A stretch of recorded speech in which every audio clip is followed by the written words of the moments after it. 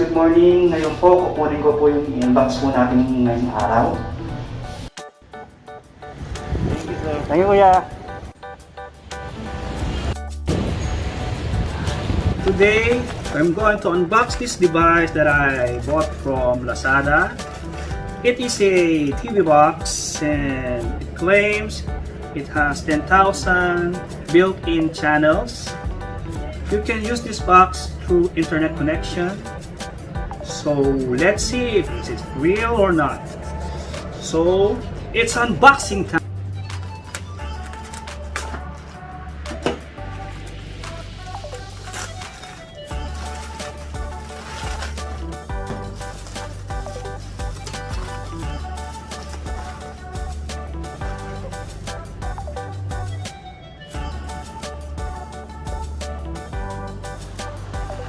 It is called the T95 TV Box.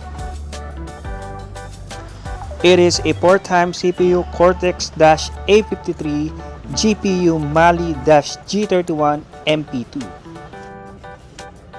It has a 64-bit quad-core A53 CPU. It has a 2.0 USB slot and a slot for microSD. The box includes a power adapter, a remote control,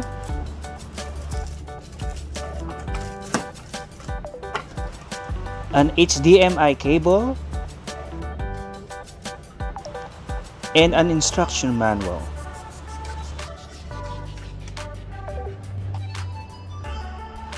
Now let's try to set it up.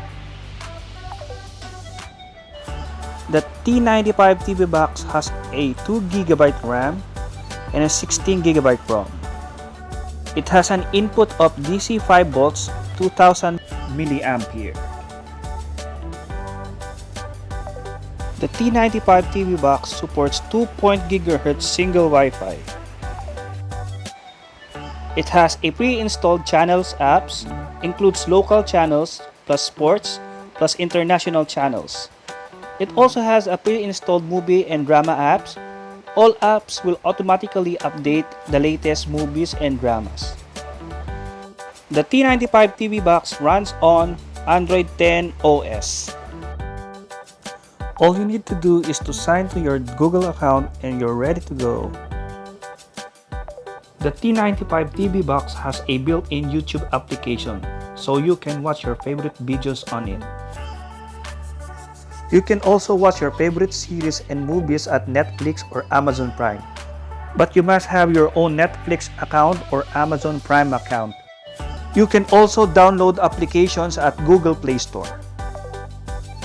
You can also install and play games at this TV box. There is a built-in application called Satellite TV where you can watch some channels from all over the world. Here you can watch your favorite channels such as HBO, Fox Action Movies, Fox Movies, Fox Channel, WWE Network, CNN, HBO, Warner Brothers TV, Channel B, MTV, Asian Food Network, Star Movies Chinese, Malaysian Channel, Singaporean Channel, Australian Channel, and other international channels that you want to watch. Before, if you want to watch television and other channels, you need to have a cable subscription, and it's very limited because mostly the cable channels are not that good and it is only limited to certain amount of channels. If you want to add some channels, you need to pay extra for it. If you don't own a smart TV, this is a must-buy device. Now, through the help of this TV box, you can watch any video that you want through YouTube, Netflix, Amazon Prime, and other subscriptions. In my own opinion, I recommend this to all of you. For the 10,000 built-in channels that they are claiming, I cannot see it. I guess you need to install some application to access all those channels. But the 400 plus channels at the satellite TV is enough for me. Besides, there's YouTube, Netflix, Amazon Prime, WWE Network, and other streaming platforms that you want to watch. The T95 TV box cost 1,599 pesos and I bought it from Lazada. This TV box helps to entertain us, especially during this lockdown season, where mostly of the time we are here at the comfort of our home. It is by far more affordable than a Google Chromecast and an Apple TV.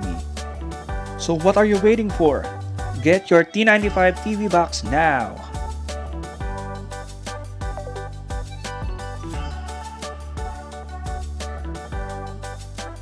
Okay. Sige. 11 weeks. So, anong nagawa na? Strengthening doc. Nag-bands na tayo. Bands. So, full turn, kaya na. Full extension. Ngayon, slowly, i-turn mo muna papasok. And then, flex all the way. Pakita natin yung side na. Tapos, close your fist. And then, twist out. Yan. Yan yung biceps. Okay. Balik na. Okay na. Okay. Sige. You're not cleared to do anything.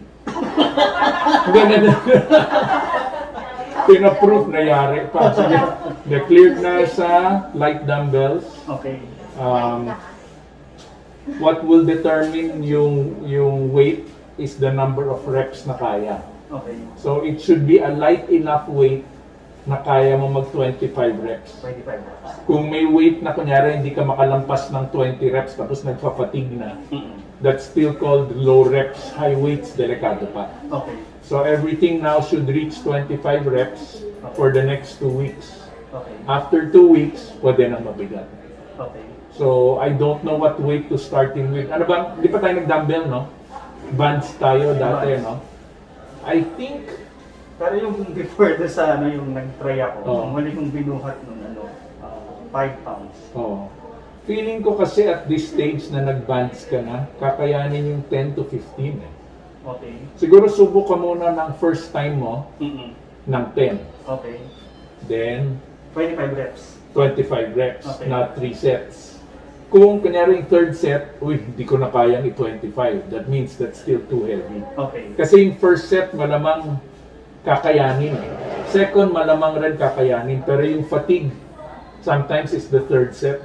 Pero yung rest between sets, mga... Ikaw na ba? Okay. It can be as short as 2 minutes or as long as 10 minutes. Okay. Yung ina-allow namin pag first time mag-ano, kahit 10 minutes in between. Should be okay.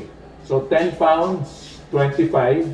Kung nakayanan the first time, allow kita yung next mag-15. Okay. Pero I think after the 15, the increments mo have to be 2.5 lang. Okay. Masyadong malaki kasi ang jump ng 5 eh. Yes. Pero kung nadalian ka kasi ng 10 pounds, yung 15 malamang madadalian ka rin. Then after that, 2.5 lang yung increase. Kaya kailangan yung dumbbell mo, maraming plates na maliliit. Kasi kung panay 5s lang yan, ang laki ng talon eh. Meron akong 1.2. Dapat 1.25 eh, para parati yan yung idadagdag mo. Okay, clear.